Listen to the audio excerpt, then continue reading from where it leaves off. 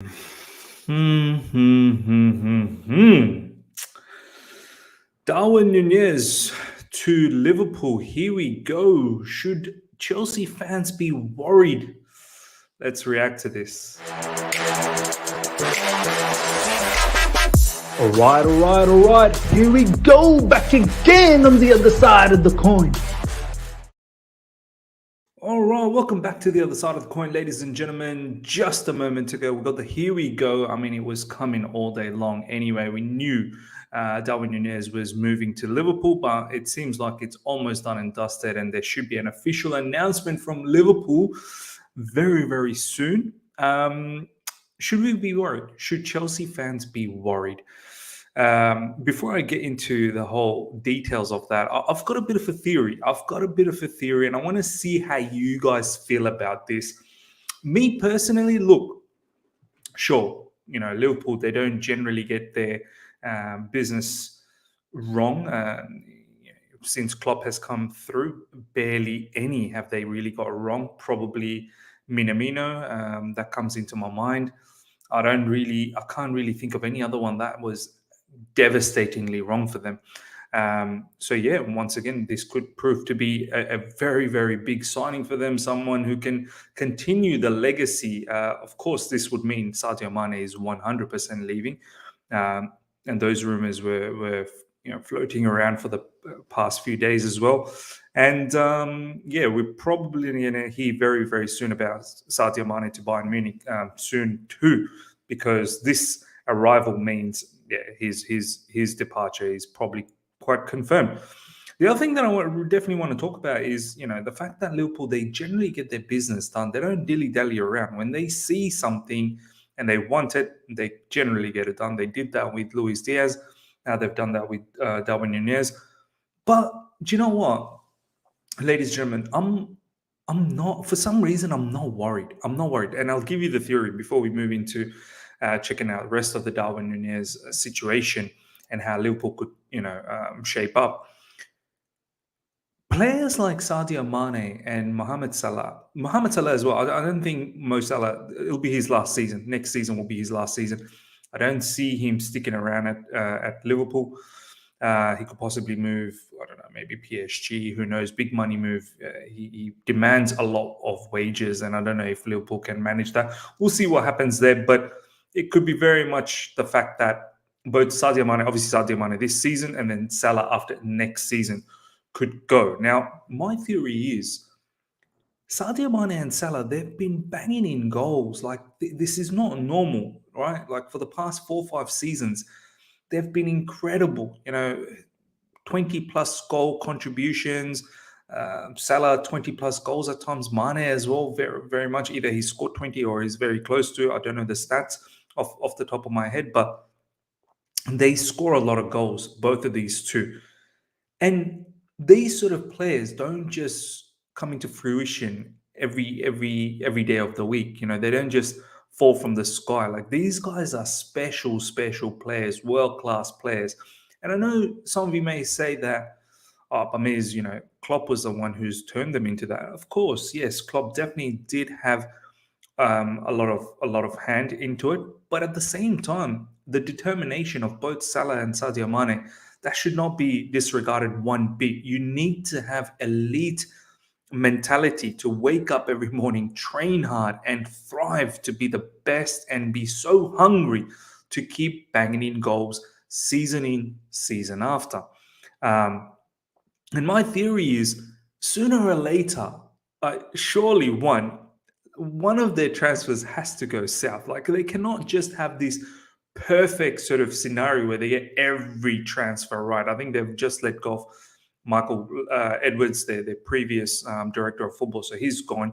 Now they've got this new person. Obviously, they've got Darwin Nunez, they've got Luis Diaz. Seems like they're doing fine. Luis Diaz looks like a live wire.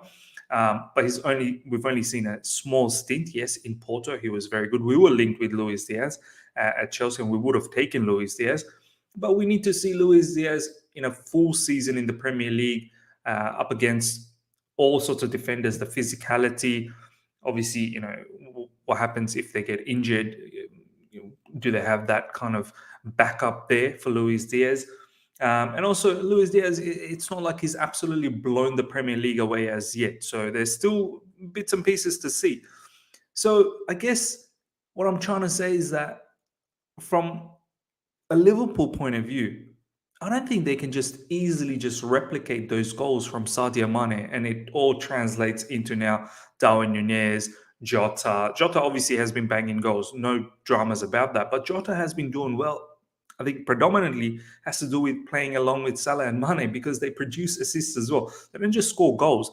Mane and Salah produces a lot of assists. Obviously, Trent Alexander-Arnold as well. So I'm thinking with Mane gone, with Darwin Nunez coming in, I don't think it's just going to be as seamless as everyone thinks, or Klopp's just going to ensure that Luis Diaz takes that mantle. They've got Darwin Nunez. Salah's still going to be around for a particular one season. Jota is there, but I'm hoping that that's not the case. I'm hoping that because if that's the case, Klopp will go down as one of the most greatest managers. That if he can just continually revamp the attack, letting go of Mane and down the track Salah, and if he just continues, producing that same caliber of output that he got from Salah and Mane with these new batch of players, he'll go down as one of the greatest. He absolutely will, because that's a transition that's phenomenal. For me, you look at when Messi has left Barcelona. Barcelona has not looked the same. In fact, Barcelona hasn't looked the same for a little while, even when Messi was around. But the impact of not having Messi has really, really given it to them. And similarly, the impact of not having Mane and down the track Salah, I'm not certain that the Liverpool that we've seen so far will be the same. The other factor about Darwin Nunez is, which we'll now talk about, is this is one particular season where he's absolutely outperformed. Absolutely outperformed. Some could even say it's an anomaly.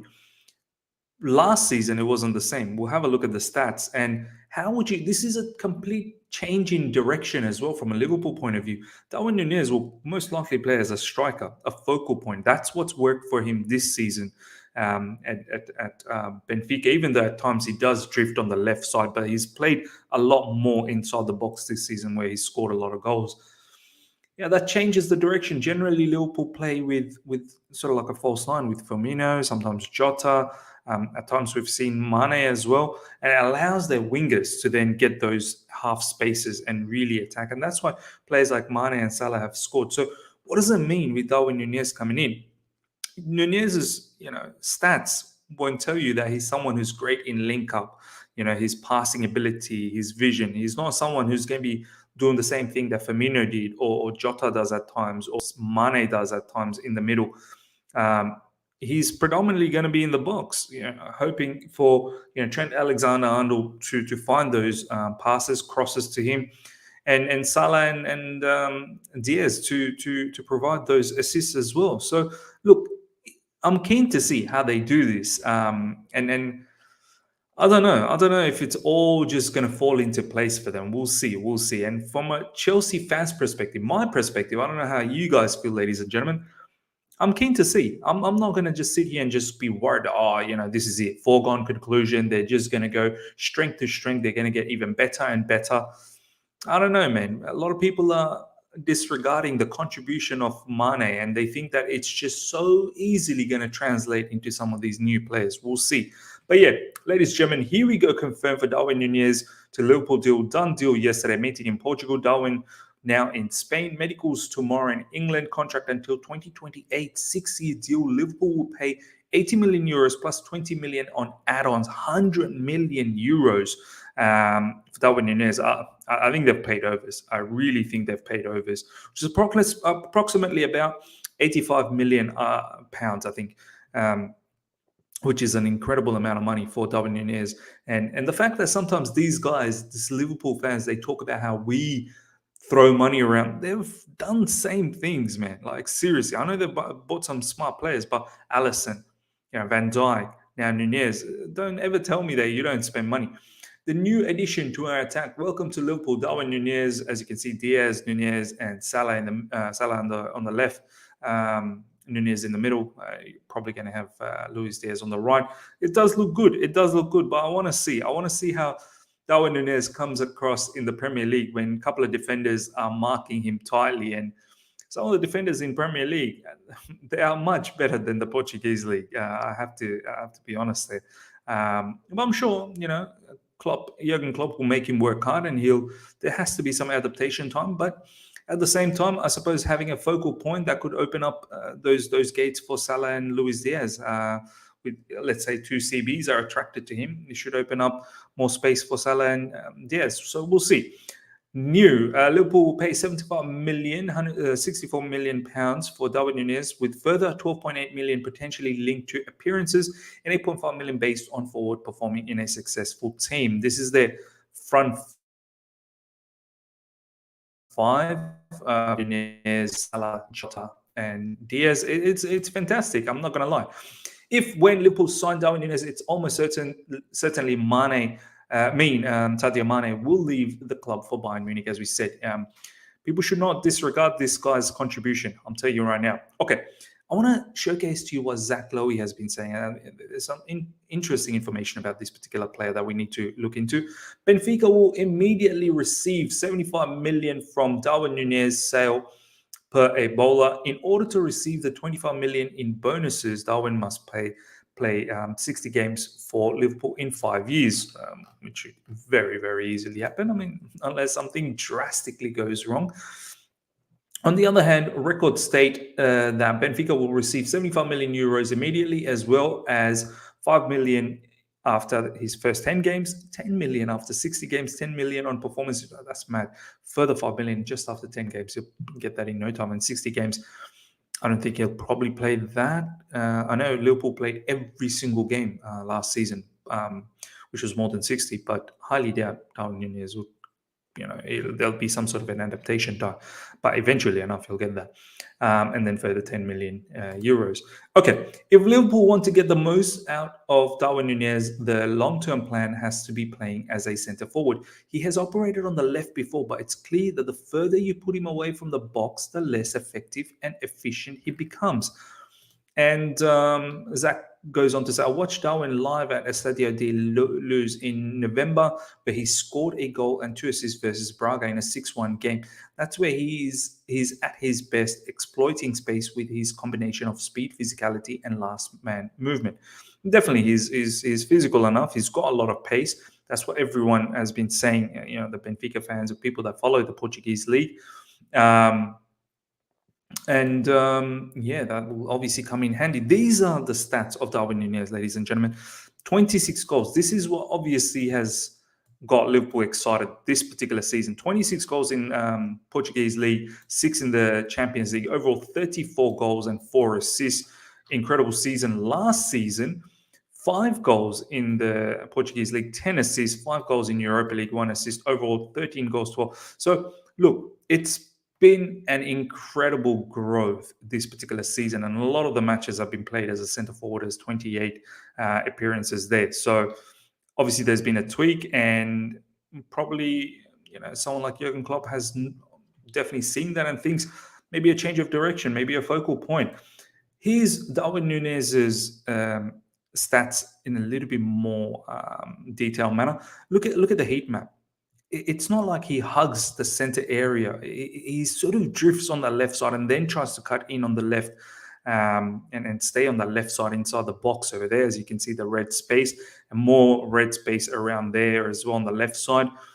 I'm really keen to see exactly how he's going to be deployed. And I don't know if it's going to be that easy. We've seen with Lukaku, it wasn't that easy to just adapt when he's static in the middle. But yeah, Liverpool, they do create a lot more chances. Trent Alexander-Arnold's going to whip in those crosses, much like Reece James does as well. And, their midfield is robust. Thiago Alcantara, we'll see what he can do as well from the middle to assist. Luis Diaz is there. Salah is there. I'm sure that he'll get service, no doubt. One few key elements to look out for passing, ladies and gentlemen. He's got a passing accuracy of 67%, which isn't that high. So it's not like he's very good with his passing range. All the other ones, I'm not too bothered. But it's his passing that's quite interesting. That he's got to improve in that particular level. 67% is very, very low. Opposition half 60%. So in the opposition box, it gets even lower, 60%, which is not that great. Other is successful dribbles, only 50% of the time, and the ground duels and duels all over. He only wins 44% of his duels, total duels. Ground duels wins 46%, aerial duels 41%. So less than 50% of the time he's winning his duels, and it's only going to get tougher in the Premier League. Possession loss 10.8, I believe. I don't exactly know, is that per 90? That seems like a very high, but bottom line, he loses possession as well. So ladies and gentlemen, look, Liverpool, I wouldn't just put all my eggs in one basket and just say that, like, as soon as Mane leaves, Luis Diaz is just going to fit in like a glove. Darwin Nunez is just going to keep banging in goals. And much like from the Portuguese league, Jota will continue. Jota has been good, but, without Mane, let's see what happens. Salah possibly leaving at the end of next season. It could be a very, very different scenario for Liverpool. So from a Chelsea point of view, look, I think Mane leaving them is massive disadvantage. I'm actually thinking if we get our transfer business right, I'm not too worried. I really am not too worried. City, on the other hand, Erling Haaland, that's a worry. That is a worry. I've seen Liverpool fans comparing, you got Haaland, we get Darwin Nunez. For me, it's not comparable. Like, Erling Haaland is an absolute beast. He is one of the greatest young talents that's going on. When you think about Mbappe, you immediately think about Erling Haaland. And what City has done, they've done a madness by getting this particular player.